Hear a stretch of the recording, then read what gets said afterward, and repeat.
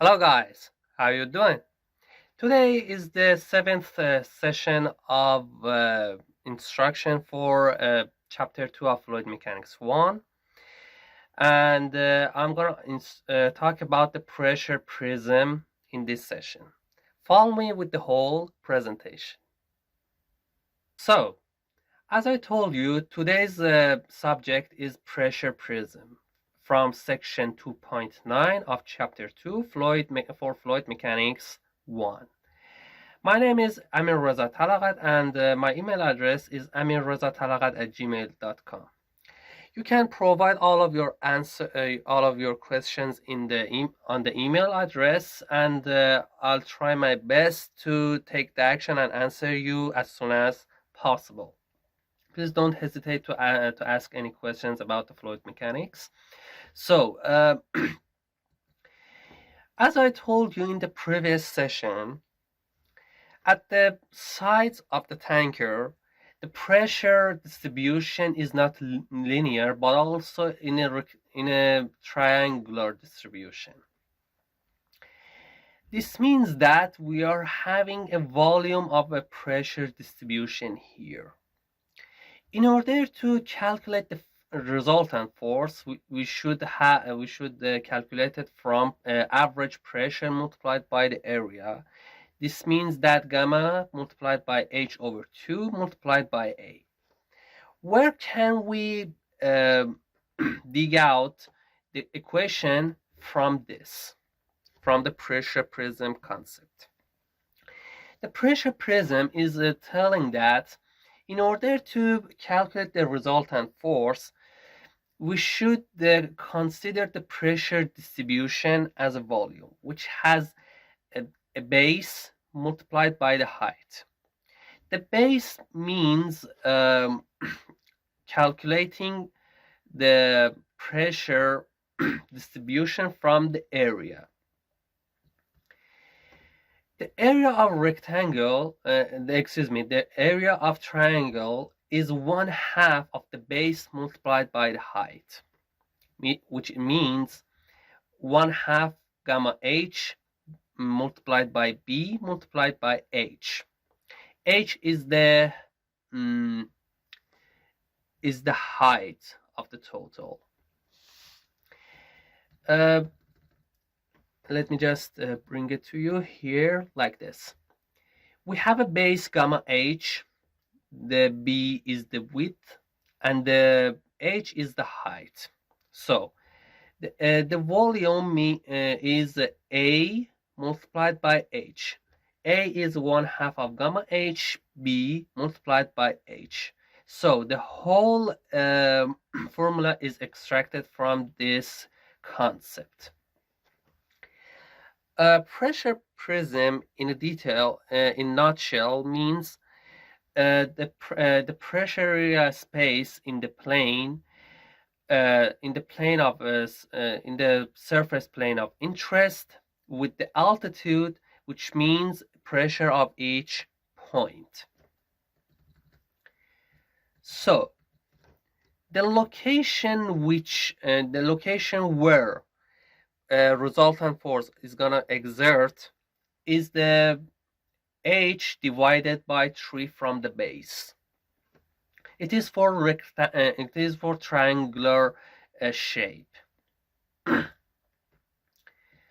Yeah, here we have another type of triangular distribution. As you see, we have a space over here.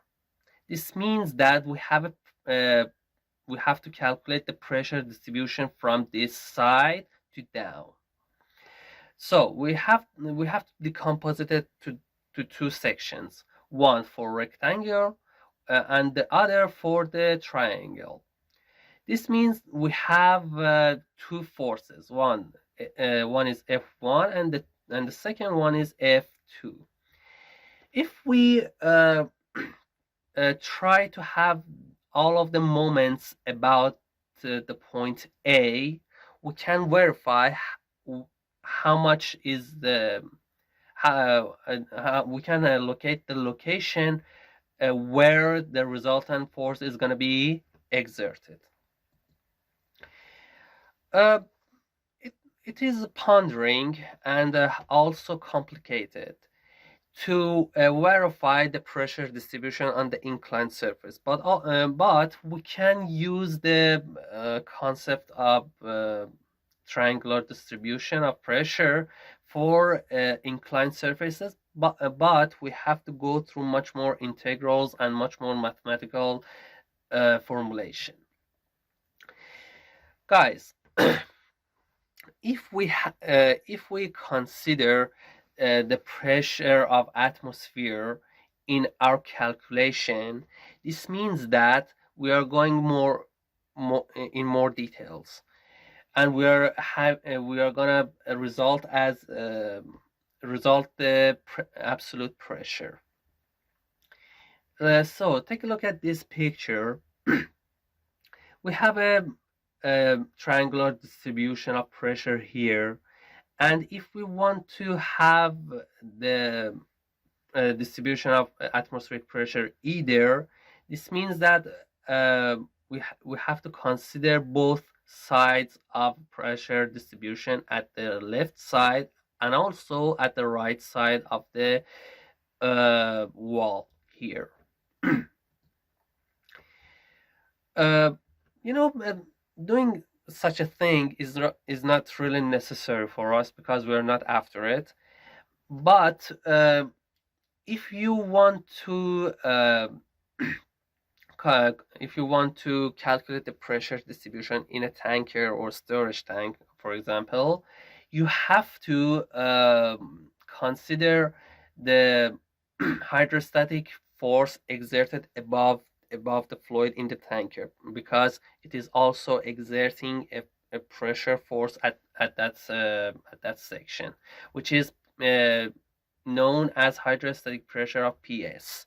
PS is the gauge pressure of the liquid at the surface of the fluid that we are considering at the storage tank or pressure vessels or some of the pipes or something like that.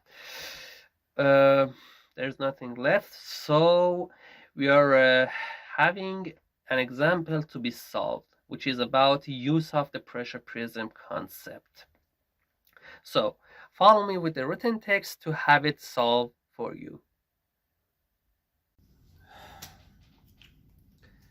Welcome guys to this part, which is about problem solving of example 2.8. It is subjected of use of pressure prism concept from section 2.9 chapter 2. The question is, a pressurized tank contains oil which its Sg is equal to 0.9 and has a square 0.6 meter by 0.6 meter plate bolted to its side, as illustrated in figure E2.8a. The pressure gauge on the top of the tank reads 50 kilopascals and the outside of the tank is at atmosphere pressure. Please find what is the magnitude and location of the resultant force on the attached plate. So we're going to decompose the pressure distribution into a rectangular as well as triangular distribution. For F1, as you see, we have PS plus gamma 1 H1 and gamma H1 multiplied by A. Since we are coming down a bit, we're having the gamma H pressure added to PS. The PS is the pressure at the top side. This means that 50 multiplied by 10 to the power 3 Newton per cubic meter plus gamma, which is 9.81 multiplied by 10 to the power 3 multiplied by 0.9 is Sg. It is Newton per cubic meter multiplied by 2 multiplied by 0.36 0.36 square meter, which is 0.6 multiplied by 0.6. F2 is equal to gamma H2 minus H1 divided by 2.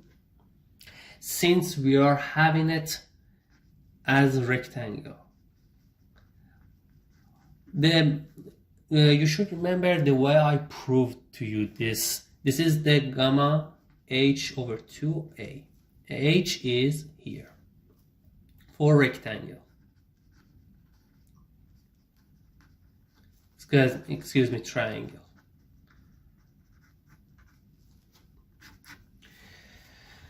So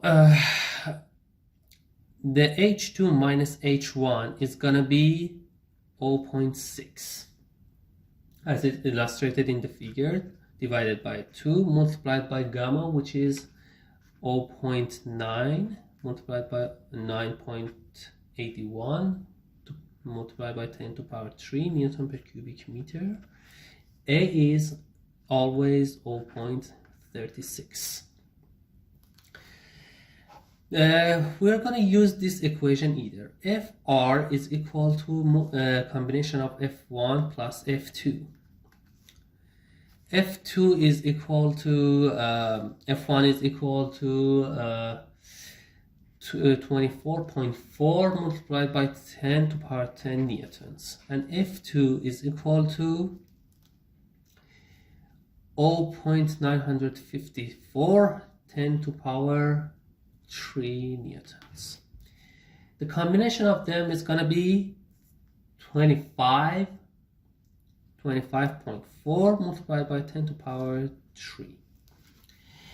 Taking the momentum about O, we're going to have this equation either. FRYO is equal to F1 multiplied by 0.3 because it's the half of the rectangular section, plus F2 multiplied by 0.2, which is the H3, H over 3.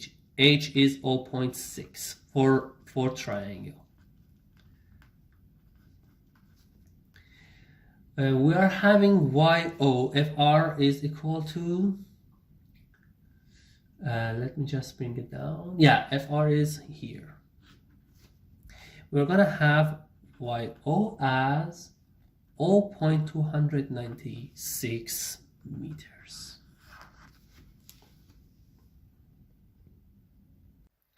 Welcome back, guys. There is one more point to tell you, which is the resultant force. The resultant fluid force acting on a submerged area is affected by the pressure at the free surface. So this means that when we have a fluid, we shall consider the pressure from the free surface either. So this is the end of this session. I'm really glad that you have accompanied me to this moment of this video. Please subscribe the channel in order to get the notifications of following instructional sessions of Fluid Mechanics 1, Chapter 2. And please don't hesitate to comment your questions in the comment box or on the email address. I'll be so much delighted to answer all of your questions as soon as possible. So take care of yourselves, guys. Have a nice day. I bid you all farewell.